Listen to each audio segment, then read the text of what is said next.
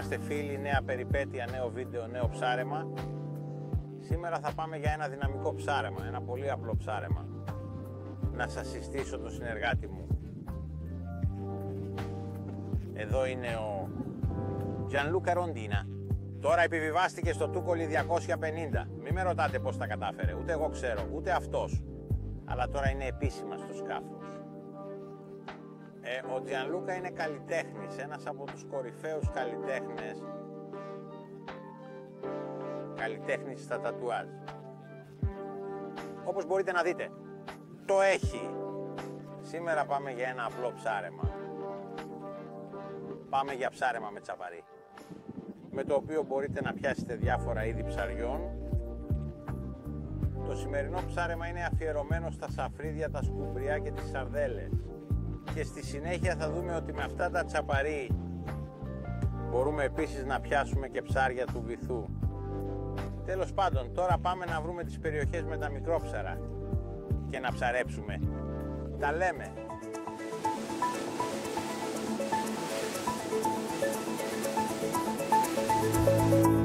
Κοιτάξτε, μια ωραία μπάλα με μικρόψαρα. Βλέπετε τα ταραγμένα νερά. Είναι ακριβώς στην επιφάνεια, το βυθόμετρο δεν έχει τίποτα. Ας ετοιμάσουμε τα καλάμια και πάμε για ψάρεμα. Η μέρα δεν είναι και η πιο όμορφη, πολύ συννεφιασμένη.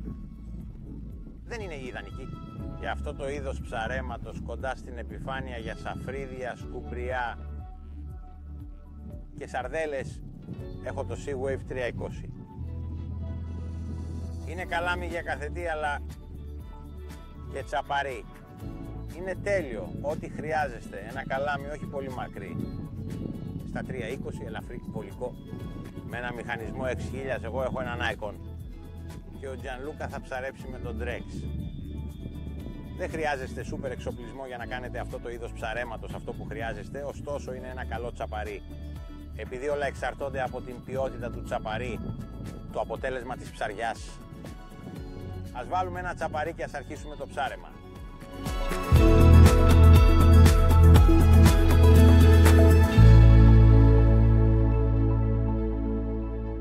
Θα σας δείξω τώρα μερικά μοντέλα από τα τσαπαρί. Μπορείτε να δείτε αυτό. Είναι σε δέρμα ψαριού πράσινο διαφανές. Αυτό είναι σε απόχρωση φωσφορίζουσα πορτοκαλί. Με διαφανές δέρμα τυγρέ. Εδώ έχουμε ένα άλλο. Υπάρχουν σε 8, 4 και 6 αγκίστρια. Αυτό για παράδειγμα είναι πολύχρωμο με αντανακλάσεις και με εναλλασσόμενα χρωματιστά αγκίστρια. Κόκκινο, χρυσό κλπ. Με διαφορετικές αποχρώσεις φωσφορισμού. Αυτό είναι πάντα με 4 αγκίστρια. Αυτό είναι μονόχρωμο πράσινο. Μετά υπάρχουν πραγματικά τόσα πολλά μοντέλα. Έπειτα κάθε ψαράς έχει το αγαπημένο του, αυτό που χρησιμοποιεί σχεδόν πάντα.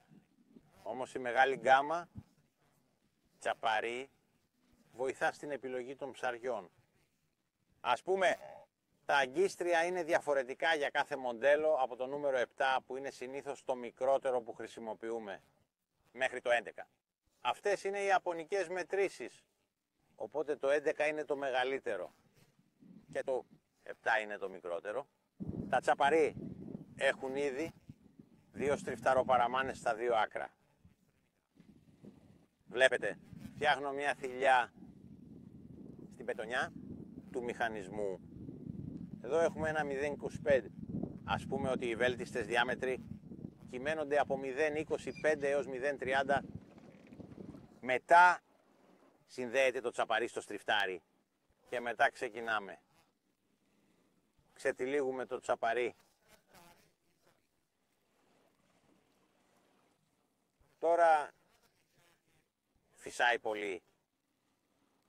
Είμαστε στον Ιούνιο, φίλοι μου.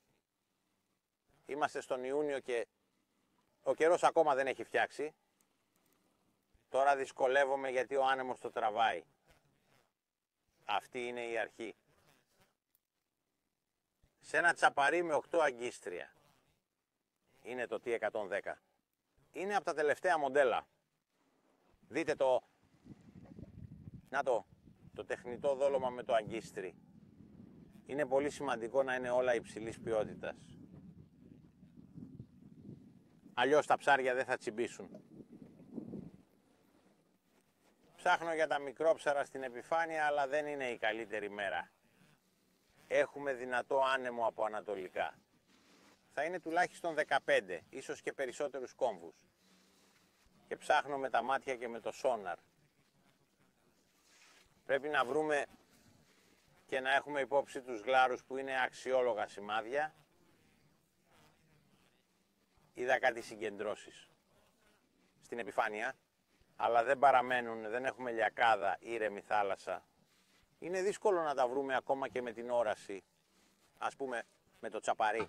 Κανονικά χρησιμοποιούμε αυτή την τεχνική. Όχι μόνο για διασκέδαση, αλλά και για να βρούμε δόλωμα για συρτή ή drifting για τόνους. Έχω μαζί μου και σήμερα τα καλάμια για τόνους, γιατί συχνά όταν βρίσκουμε τις συγκεντρώσεις των ψαριών στην επιφάνεια, συχνά υπάρχει από κάτω ο μεγάλος τόνος. Οπότε είναι πάντα καλό να έχουμε μαζί μας το καλάμι όταν πάμε, να κάνουμε αυτό το είδος ψαρέματος. Βρήκαμε τα ψάρια τώρα. Έριξα αμέσως το καλάμι. Είδα έναν γλάρο από πάνω. Πήγα κοντά και το σόναρ μου έδειξε τα ψάρια. Πράγματι, η πετονιά μου σταμάτησε στο κατέβασμα. Τώρα βλέπουμε τι είναι. Είναι φρύσες, βλέπετε.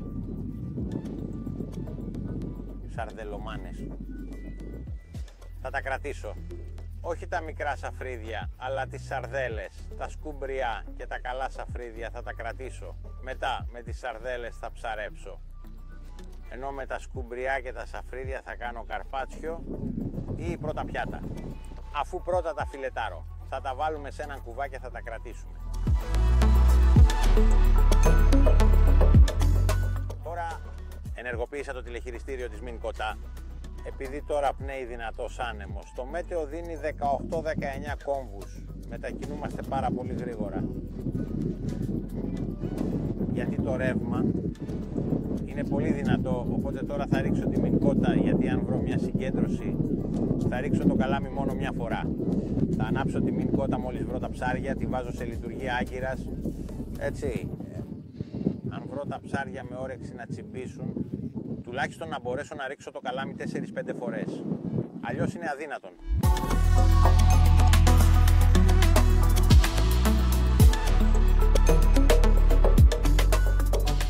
Έχουμε από κάτω μια μπάλα ψαριών. Δεν σκόπευα να χρησιμοποιήσω τη Μιν Κότα σήμερα, πιστέψτε με. Είναι ένα ψάρεμα που γίνεται σε κίνηση με το ρεύμα. Αλλά έπρεπε να βάλω τον ηλεκτροκινητήρα ιδάλλως. Με αυτό τον άνεμο θα φεύγαμε. Να εδώ τσιμπάνε. Αργότερα θα σας εξηγήσω τον τρόπο και τις κινήσεις που πρέπει να κάνουμε.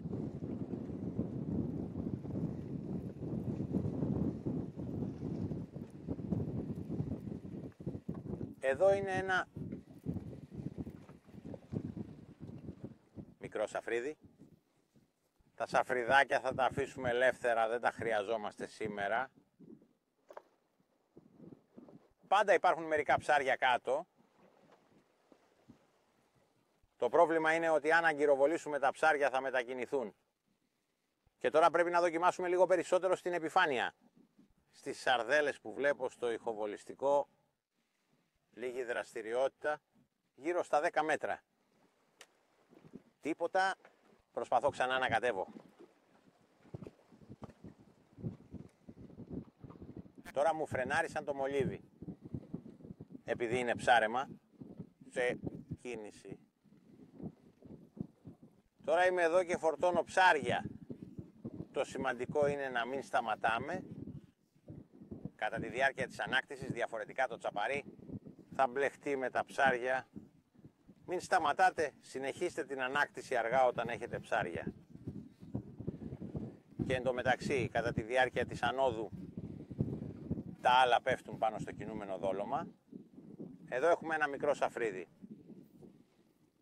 το οποίο απελευθερώνουμε. Βλέπω σημάδια στο βυθό. Βλέπετε, η ανάσυρση πρέπει να είναι συνεχής. Αμέσως πιάστηκε κάτι. Συνεχής ανάκτηση. Εν τω μεταξύ, αν υπάρχει Η στήλη των ψαριών, γιατί πράγματι γίνονται στήλες ψαριών, τα άλλα πιάνονται κατά το ανέβασμα.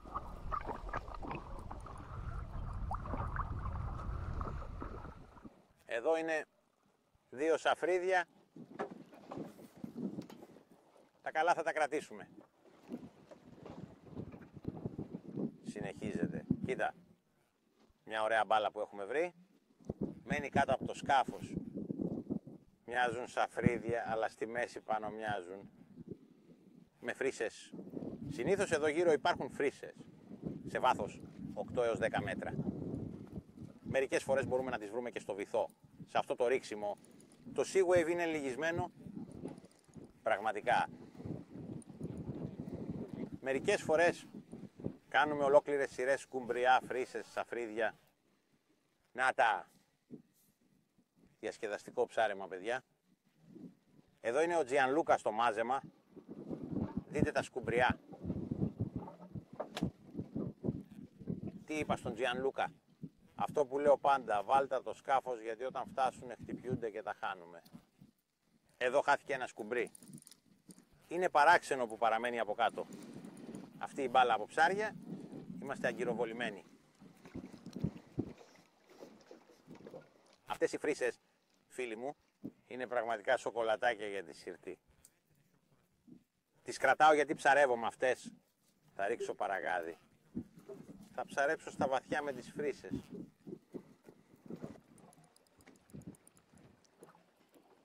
Πώς πάει, Gianluca? Έκανα ένα ωραίο ρίξιμο, φίλοι μου. Το Sea Wave είναι λυγισμένο. Νομίζω ότι εδώ έχω μια σειρά. Πρέπει να έχει και σκουμπριά. Εδώ σίγουρα έχουμε μια σειρά. Δείτε λίγο. Γεμάτη, 8 ψάρια.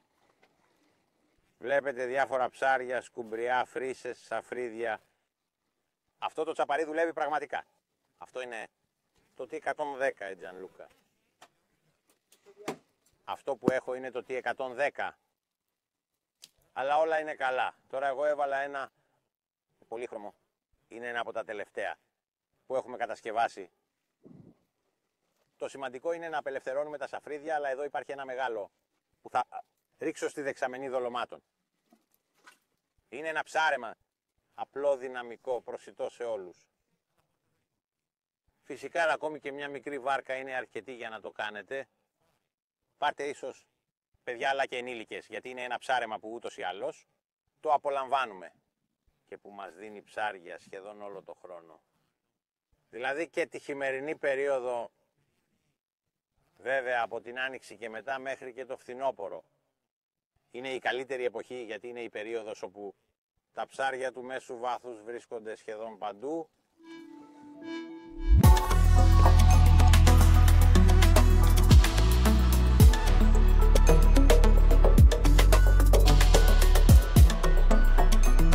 Εδώ έπιασα μερικές σαρδέλες. Τις καταλαβαίνω από τον τρόπο που τραβάνε και πώς κολλάνε στην πετονιά. Δείτε τι δουλειά γίνεται.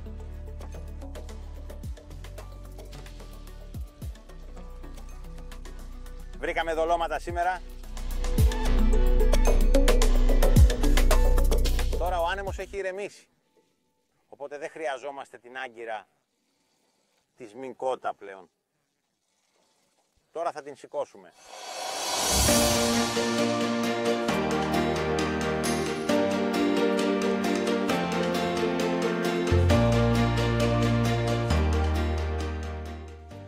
Θα πάμε με το ρεύμα. Με την κίνηση, το κοπάδι των ψαριών, τείνει να μας ακολουθεί. Ας πούμε, είναι καλύτερο ψάρεμα, αλλά σήμερα το πρωί, χωρίς την άγκυρα πραγματικά θα πετούσαμε.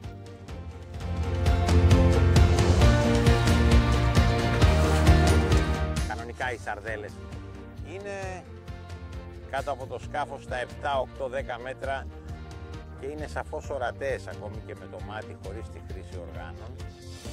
Το σημαντικό είναι να πιάσετε την πρώτη. Πραγματικά μόλις αγκιστρωθεί η πρώτη κάτω το ανέβασμα, οι άλλες τρελαίνονται και συχνά γεμίζουν το τσαπαρί Τώρα έρχεται η μία μετά την άλλη. Δείτε εδώ. 2 ή 3 ξαγκιστρώθηκαν γιατί χτυπιούν τα δυνατά, αλλά η πετονιά ήταν σχεδόν γεμάτη.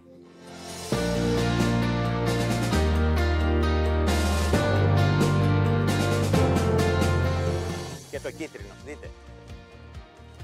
Όσοι κάνουν συρτή το ξέρουν, Στο δοχείο ζωντανού δολώματος τα ψάρια τρελαίνονται, πηδάνε και βγαίνουν από παντού. Αν θέλετε να τα κρατήσετε ζωντανά, σκεπάστε το δοχείο με το ζωντανό δόλωμα αμέσως, αλλά αμέσως σημαίνει αμέσως αλλιώς. Βγαίνουν έξω συνέχεια. Πηδάνε σαν τα καγκουρό. Θα εξηγήσω λίγο και το ζήτημα των βαριδιών. Εδώ χρησιμοποιώ 75 γραμμάρια και στο Gianluca νομίζω ότι έβαλα 100. Το τσαπαρί δεν θέλει ελαφριά μολύβια. Πρέπει το βαρύδι να κατεβαίνει γρήγορα. Κατά τη διάρκεια της καθόδου το μολύβι αφήνει φυσαλίδες που προσελκύουν περισσότερο τα ψάρια. Έπειτα το βαρύ μολύβι, εγώ για παράδειγμα χρησιμοποιώ κίτρινο που προσελκύει τα ψάρια. Το βαρύ μολύβι όταν τα ψάρια αγκιστρωθούν. Κρατάει ίσιο το τσαπαρί, γιατί αλλιώς αν δεν είναι ευθεία, τότε τα ψάρια με την κίνησή τους τραβώντας κινδυνεύουν να μπλέξουν όλη την πετονιά. Και αυτό καλύτερα να μην συμβεί. Όταν κατεβείτε το ψάρεμα γίνεται. Ας πούμε από την επιφάνεια μέχρι το βυθό. Κατά τη διάρκεια της καθόδου. Συχνά συμβαίνει σχεδόν πάντα όταν είμαστε πάνω από τα ψάρια. Να φρενάρει η πετονιά τότε. Μαζεύουμε αμέσως, δεν περιμένουμε. Γιατί αλλιώς με τα ψάρια αγκιστρωμένα και την πετονιά χαλαρή, το τσαπαρί θα μπερδευτεί.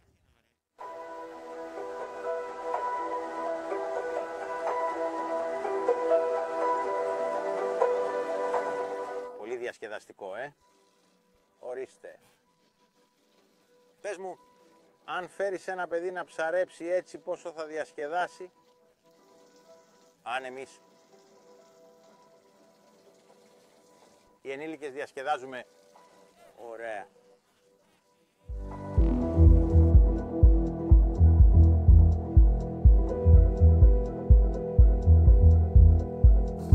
Εκεί στο βάθος έχει μια ωραία μπάλα σε εκείνη την βάρκα. Κι εγώ έπιασα. Σκουμπριά.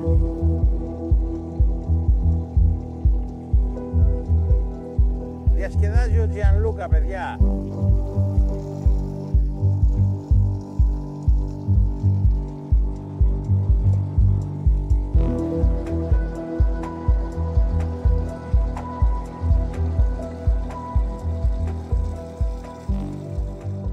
Επιτρέψτε μου να σας δείξω μια λειτουργία που ενεργοποίησα στο Garmin 23 XCV. Αλλά υπάρχει σε όλα τα Garmin. Ονομάζεται A-Scope. Θα την βρείτε στο μενού. Πληκτρολογήστε A-Scope, ενεργοποιήστε το. Και εμφανίζεται στην οθόνη αυτό το σήμα εδώ στο πλάι, σε αυτό το πλαϊνό πάνελ. Από κάτω θα βρείτε τα πόδια της γωνίας του κόνου. Σε αυτή την περίπτωση είναι 59 πόδια επειδή είμαστε στα 30 μέτρα. Βέβαια όσο το βάθος αυξάνεται τόσο περισσότερο αυτό, τείνει να διευρύνεται, αλλά αυτή η λειτουργία μας προειδοποιεί νωρίτερα για το πέρασμα των ψαριών πριν τα δούμε στην οθόνη. Τώρα θα προσπαθήσω να βρω ένα σημάδι. Υπήρχε ένα εδώ κοντά, έτσι ώστε να δείτε ότι αυτό, αντί να μένει στο συνηθισμένο ύψος του πυθμένα, ανεβαίνει ξαφνικά και το ορίζει στα 20, 25, 10 μέτρα, ανάλογα με το που θα τα βρούμε. Εδώ για παράδειγμα βλέπω ότι υπάρχει μπροστά ένα σημάδι από σαρδέλες που βλέπετε. Αυτό έχει ανέβει. Τα δείχνει πριν τα δούμε στην οθόνη. Κατά τη γνώμη μου είναι σαρδέλες. Έτσι πρέπει να πάω γύρω γύρω. 10 με 20 μέτρα. Στην πραγματικότητα εδώ είναι. Έχω ήδη αγκιστρώσει ένα. Ας δούμε αν τα άλλα ακολουθήσουν. Και πράγματι έρχονται. Μας ακολουθούν. Και φορτώνουμε την πετονιά. Τα τελευταία πραγματικά πέφτουν απάνω στο τσαπαρί. Όχι, πιάσαμε 2, χάσαμε 2-3 στο ανέβασμα. Βλέπετε, τώρα είναι στην επιφάνεια. Τώρα μπορείτε να τα δείτε στην επιφάνεια. Κοιτάξτε, μπορείτε να τα δείτε. Με γυμνό μάτι. Πάμε πίσω πάνω στην μπάλα γιατί μετακινήθηκαν. γρήγορα φοβούνται μόλις έρχεται το σκάφος και συχνά. Όταν δεν είναι σε φρενίτιδα, καθώς το σκάφος έρχεται πάνω τους, στην πραγματικότητα είναι εκεί, αν κάνουμε μια βολή θα πιάσουμε. Αλλά το ψάρεμα γίνεται συνήθως κάθετα. Φίλοι μου, επειδή το τσαπαρί λειτουργεί καλύτερα κάθετα για να κάνει αυτές τις κινήσεις εδώ, στη βολή το πιάσιμο πρέπει να γίνει πραγματικά μόλις ακουμπήσει στο νερό, σχεδόν στην επιφάνεια. Αλλιώς το ψάρεμα με βολή καλαμιού δεν είναι αποδοτικό. Ενώ στην κανονική κίνηση, ανεβοκατεβαίνοντας κάθετα, τα δολώματα λειτουργούν τέλεια. Είναι λίγο, μάλλον, τρομαγμένα, δεν μένουν κάτω από τη βάρκα. Επίσης, επειδή σίγουρα δεν έχουν θηρευτές τώρα που τα κυνηγούν και έτσι μετακινούνται γρήγορα. Είναι ψάρια σε φρενίτιδα. Ενώ όταν έχουν θηρευτές κοντά τους, τότε έρχονται κάτω από το σκάφος για να προστατευτούν και μένουν εκεί πολύ περισσότερο. Και τότε συχνά. Ενώ ψαρεύουμε φρύσες ή σαφρίδια, το αρπακτικό τρώει τα ψάρια που έχουμε πιάσει. Έτσι, όταν κάνετε αυτό το ψάρεμα, επαναλαμβάνω, πάρτε ένα καλάμι και για τόνους. Γιατί πολύ συχνά ο τόνος έρχεται από κάτω. Τώρα υπάρχει μια μπάλα από κάτω. Βλέπετε κάτω από το ηχοβολιστικό υπάρχει μια ωραία μπάλα ψαριών. Εδώ είναι μια ολόκληρη στήλη. Επιτίθενται μόλις κατεβαίνει. Φέρτε τα παιδιά σε αυτό το ψάρεμα. Φίλοι μου, φέρτε τα παιδιά για τσαπαρί. Τα τσαπαρί της Τουμπερτίνη είναι τα κορυφαία. Πάρτε τα στο ψάρεμά σας. Οι φρύσες που πιάνουμε δεν είναι για φαγητό, αλλά θα χρησιμοποιηθούν ως δόλωμα. Όμως τα σαφρίδια και τα σκουμπριά, φάγαμε ένα πρώτο πιάτο με τον Τζιανλούκα χθες το βράδυ. Ήταν πραγματικά καλό. Τζιανλούκα. Εξαιρετικό.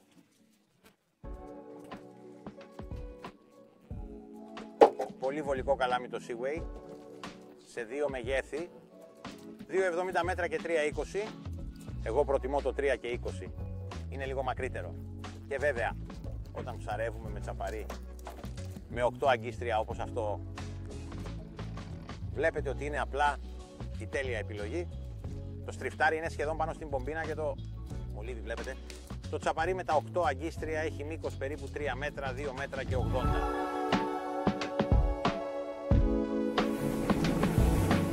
Τώρα μετακινήθηκα σε άλλη περιοχή, πιο έξω, περίπου 4 μίλια, για να σας δείξω τις δυνατότητες του τσαπαρί στο ψάρεμα στο βυθό για όλα τα ψάρια, σκαθάρια, ελιθρίνια, σαργούς. Σε αυτή την περίπτωση θα δολώσουμε. Και ποιον βρίσκω στα 4 μίλια? Κοιτάξτε όλη τη συμμορία των παιδιών μου που προπονούνται στην ομάδα κάτω των 21 ετών. Προετοιμάζονται για το Ιταλικό πρωτάθλημα κάτω των 21 ετών.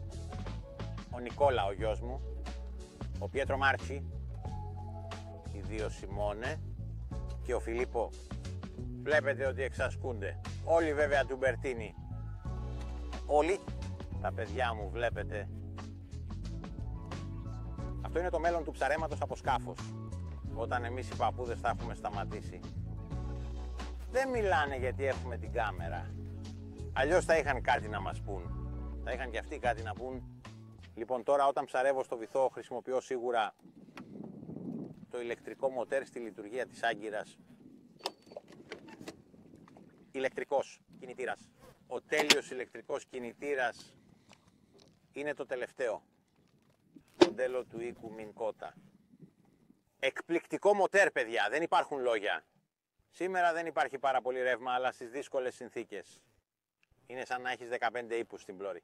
Είναι εντυπωσιακό. Λοιπόν, φίλοι μου, θα σας δείξω με τσαπαρί τι άλλο μπορούμε να κάνουμε. Μπορούμε να τα δολώσουμε. Βλέπετε τώρα, έχω μερικές γαρίδες, τις οποίες καθαρίζω από το κέλυφος. Έτσι. Και μετά σε μικρά κομμάτια τις περνάω στα αγκίστρια. Αυτό επειδή τα ψάρια στο μέσο βάθος, τρώνε στα τεχνητά και έτσι αρκούν τα ελκυστικά αξεσουάρ με τα οποία είναι εξοπλισμένα τα τσαπαρί. Τα ψάρια του βυθού, αν και υπάρχουν ήδη, όπως οι σερανίδες. Τα περκοειδή,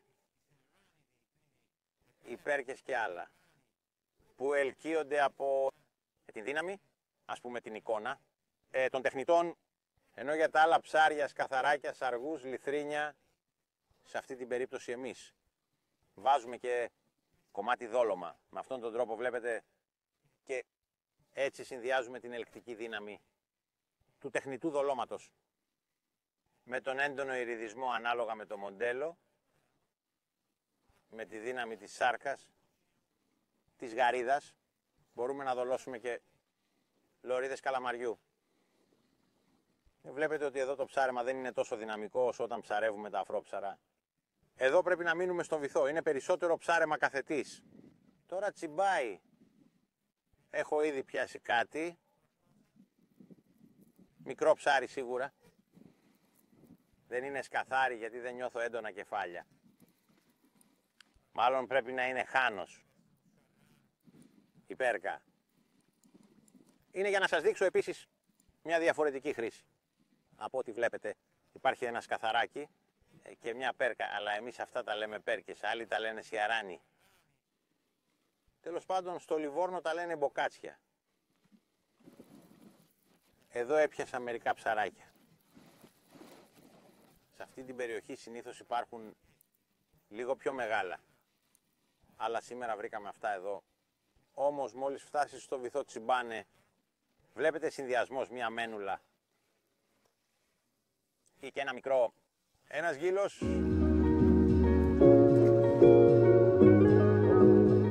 Δείτε, ένας χαρακωτός σαργός, κοιτάξτε. Δηλαδή παιδιά, το να πιάσετε σαργό σημαίνει ότι το σύστημα δουλεύει. Ο σαργός είναι πολύ πονηρό ψάρι. Βέβαια πρέπει να απελευθερωθεί. Ας δούμε λίγο το σαργό μας.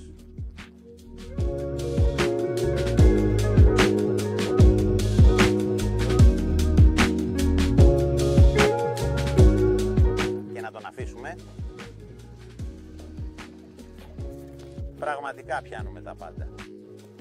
Με τσαπαρί, δολωμένο πιάνουμε τα πάντα. Μερικές φορές πρέπει να φέρνουμε και τα παιδιά για ψάρεμα.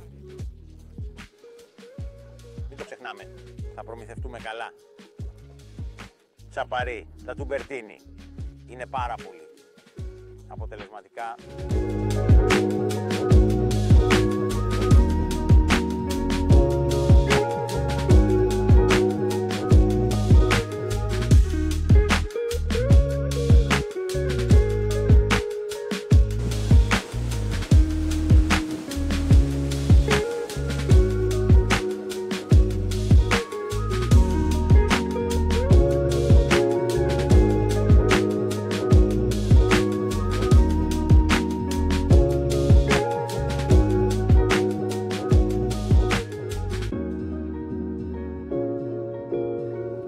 Βρήκα μια άλλη περιοχή, είμαστε πιο βαθιά, περίπου στα 40 μέτρα. Εδώ έχουμε κοκκινόχανους. Επιστημονική ονομασία Άντιας Άντιας. Πράγματι δεν έκανα λάθος, δείτε αυτή τη σειρά. Κοιτάξτε αυτό το τσαμπί, το ίδιο και ο Τζιανλούκα. Αυτά είναι ψάρια για σούπα παιδιά, για ψαρόσουπα. Όπως βλέπετε, το τσαπαρί είναι για πολλά ψαρέματα. Μπορείτε να πιάσετε τα πάντα με τσαπαρί. Μερικές φορές πιάνουμε ακόμη και μεγάλες δράκενες ή ηλιθρινιά. Πραγματικά ένα θανατηφόρο εργαλείο. Βλέπετε εδώ μένουλες σκαθαράκια. Πέρκες. Κοιτάξτε εδώ, επαναλαμβάνω για πολλοστή φορά, χρειαζόμαστε τσαπαρί κατασκευασμένο από υλικά. Πολύ ποιοτικά. Όπως αυτά που εμείς διαθέτουμε και κατασκευάζουμε στην Τουμπερτίνη. Δείτε και τον Τζιανλούκα, μια μένουλα και ένα σκαθάρι, όποιος έχει ακόμα, και ένα μικρό φουσκωτό. Μια μικρή βάρκα που μπορεί να απομακρυνθεί μόνο μερικές εκατοντάδες μέτρα από την ακτή. Το τσαπαρί σας κάνει να περάσετε μερικές ώρες πραγματικά ξέγνιαστες. διασκεδάζοντας, πιάνοντας ψάρια, επαναλαμβάνω για πολλοστή φορά, ότι είναι εξαιρετικά για να φτιάχνετε ψαρόσουπες. Τώρα θα μετακινηθώ κάπου αλλού κοντά, περίπου 1 μίλι, και θα προσπαθήσουμε να πιάσουμε και λιθρίνια. Θα σας δείξω ότι με αυτά τα τσαπαρί μπορείτε να πιάσετε και λιθρίνια.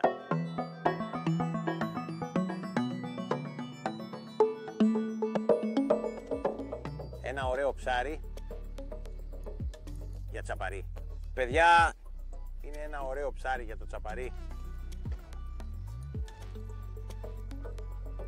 Βλέπετε ότι μπορούμε επίσης να πιάσουμε ψάρια σημαντικά. Τώρα έχω 28 και μισό. Σε παράμαλο, χρησιμοποιώ το Τουμπερτίνι T110. Ας δούμε τι πιάσαμε. Με τσαπαρί δολωμένο. Με γαρίδα. Κάνει δυνατά κεφάλια.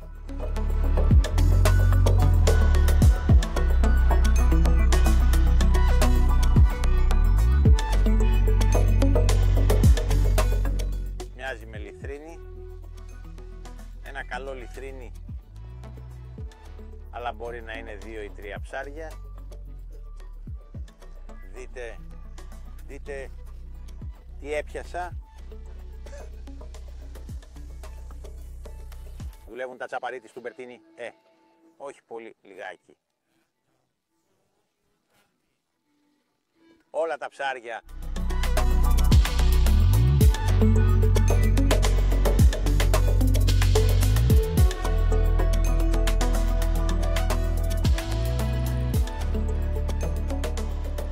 θα συμβούλευα βέβαια, αν κατεβείτε σε βάθη όπως τώρα, που είναι σχεδόν 60 μέτρα, να μην βάζετε νάιλον 0,25.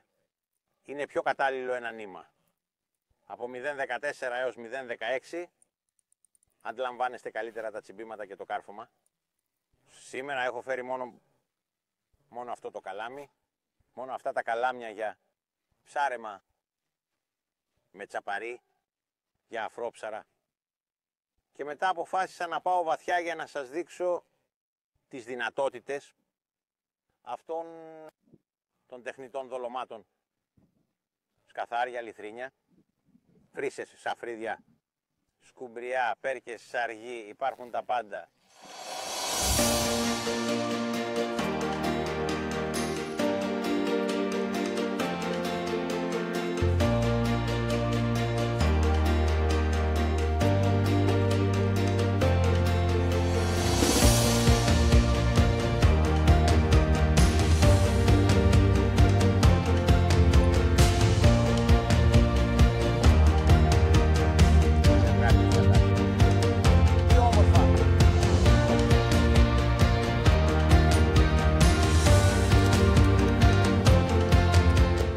Είμαστε στο τέλος ενός πρωινού ψαρέματος και σας έδειξα όλες τις δυνατότητες των τσαπαρί και των 12 μοντέλων που έχουμε. Εδώ έχω σχεδόν όλα τα μοντέλα από το 101, που είναι αυτό, το οποίο είναι το βασικό, ας πούμε, πράσινο και άσπρο, 6 αγκίστρια. Τα τσαπαρί έχουν από 4 έως 8 αγκίστρια. Ας τα δούμε λίγο. Έχουμε το 102, πάντα με 6 αγκίστρια, με διαφανή, χρώματα, σε δέρμα του ψαριού και φωσφορίζουσες κόκκινες κουκίδες. Το 103 έχει 8 αγκίστρια, πάντα με αποχρώσεις φωσφορίζουσες. Πορτοκαλί σε διαφανές δέρμα ψαριού. Η διαφορά είναι ότι έχουν λίγο μακρύτερα αγκίστρια από τα δύο που παρουσίασα προηγουμένως, τα 101 και 102. Και μετά έχουμε το 104 που βλέπετε, είναι ένα πολύχρωμο, έχει διαφανές και πράσινο τσαπαρί, το 104 με 6 αγκίστρια. Ύστερα έχουμε το 105, πολύχρωμο με 8 αγκίστρια, πραγματικά πολύ ποικιλόμορφο, και αυτό είναι αποτελεσματικό για όλα τα είδη ψαριών. Το 106 με 6 αγκίστρια με δέρμα ψαριού και αντανακλάσεις. Βλέπετε τι κλωστές που συνήθως ονομάζονται flash, επειδή εκπέμπουν φωτεινές λάμψεις. κατά τη διάρκεια της καθόδου και της κίνησης. Μετά έχουμε το 109, ένα από τα τελευταία μοντέλα, με 4 άγκιστρα. 4 αγκίστρια επειδή με 4 αγκίστρια αντί για 6 ή 8 έχει ελαφρώς χαμηλότερο κόστος, και για τους λάτρεις της συρτής που βγαίνουν νωρίς το πρωί να κάνουν 5-6 ριξίματα για να βγάλουν το δόλωμα της συρτής με ζωντανό, οπότε εδώ το κόστος είναι σαφώς ελαφρώς χαμηλότερο από τα 6 και 8 αγκίστρια, επαναλαμβάνω, το 109 με 4 αγκίστρια. Στη συνέχεια έχουμε τα δύο τελευταία μοντέλα που τα παρουσιάζω μαζί, 110 και 111, είναι πολύχρωμα. Έχουν επίσης μεγαλύτερα αγκίστρια και πιο γερές κλωστές. Σήμερα για παράδειγμα ψάρεψα με παράμαλο 0,28 με το 110. Και είδατε τα ψάρια που πιάσαμε μετά, εκτός από αυτό. Βέβαια όταν παίρνουμε τα τσαπαρί που είναι σε αυτές τις όμορφες συσκευασίες δεν τα βάζουμε ποτέ πίσω, όπως έχουν τοποθετηθεί. Είναι πραγματικά μια σπαζοκεφαλιά να τα βάλουμε πίσω έτσι, αδύνατον. Τότε προτείνω να έχουμε αυτές τις θήκες, ονομάζονται BLP. Εύα, αυτό είναι το μικρότερο μέγεθος. Και μετά υπάρχει η πράσινη που είναι μεγαλύτερη, ας πούμε για το τσαπαρί αυτή είναι η καλύτερη. Εδώ μπορούμε να τυλίξουμε το τσαπαρί μετά το ψάρεμα αν δεν είναι πολύ κατεστραμμένο. Ξεπλένουμε με γλυκό νερό και στη συνέχεια το ξαναχρησιμοποιούμε την επόμενη φορά αν δεν περάσει πολύς χρόνος. Γιατί τα αγκίστρια μπορεί να σκουριάσουν για παράδειγμα. Αυτή εδώ λοιπόν είναι μια πολύ βολική θήκη από Εύα που μπορείτε να τυλίξετε και στη συνέχεια να ξεπλύνετε το τσαπαρί. Μολύβια, έχετε δει κίτρινα μολύβια. Αυτά εδώ έχουν ενσωματωμένο στριφτάρι, διπλό ή τριπλό ανάλογα με το μοντέλο και παραμάνα. Αλλά θυμίζω ότι τα τσαπαρί μας διαθέτουν στα άκρα παραμάνες με στριφτάρι και στα δύο άκρα, ώστε να μπορούμε να τοποθετήσουμε ένα μολύβι που δεν έχει παραμάνα. Αυτό που έβαλα στο καλάμι με το οποίο ψάρεψα είναι το τσαπαρί που χρησιμοποίησα όλη την ημέρα. Όλα τα ψάρια που είδατε τα έπιασα με αυτό, χωρίς να αλλάξω, γιατί έτσι κι αλλιώς όλα είναι εξαιρετικά. Σήμερα το 110 ήταν αποδοτικό και ψάρεψα με αυτό. Αλλά επαναλαμβάνω, είναι όλα μια χαρά, ανάλογα με τις συνθήκες, ανάλογα με το είδος. Αν υπήρχαν και μεγαλύτερα σκουμπριά θα είχα αυξήσει τη διάμετρο της πετονιάς και σαφώς το μέγεθος του αγκιστριού. Το καλάμι όπως το Sea Wave, ένα αρκετά οικονομικό καλάμι σε 2 μέτρα και 70 και σε 3 μέτρα και 20. Ένα παιδί μπορεί να πάρει το 2 μέτρα και 70 όμως, στα 3 μέτρα και 20 κατά τη γνώμη μου, είναι το σωστό μέγεθος για το Sea Wave. Έχει δύο ανταλλακτικές μύτες που δεν είναι απίθανο να σπάσουν. Έτσι μπορούν να δοθούν στα χέρια ενός αγοριού στα πρώτα του βήματα ή σε ένα μικρότερο παιδί και το καλάμι δεν έχει κανένα πρόβλημα. Το καρούλι που έχω ένα Icon 6000, αλλά ο Gianluca για παράδειγμα έχει το Drex, επίσης 6000. Σχετικά μικρός μηχανισμός, δεν χρειαζόμαστε. Μεγαλύτερο που θα δυσκόλευε το ψάρεμά μας. Πετονιά για μάνα, 0,25-0,28 είναι τα πιο συνηθισμένα μεγέθη.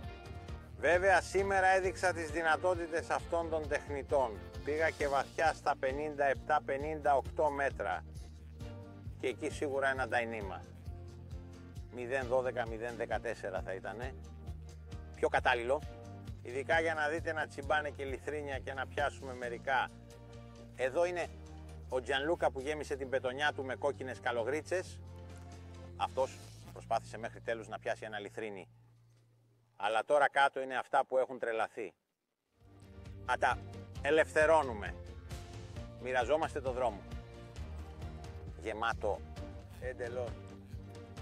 Γεμάτο τσαπαρί.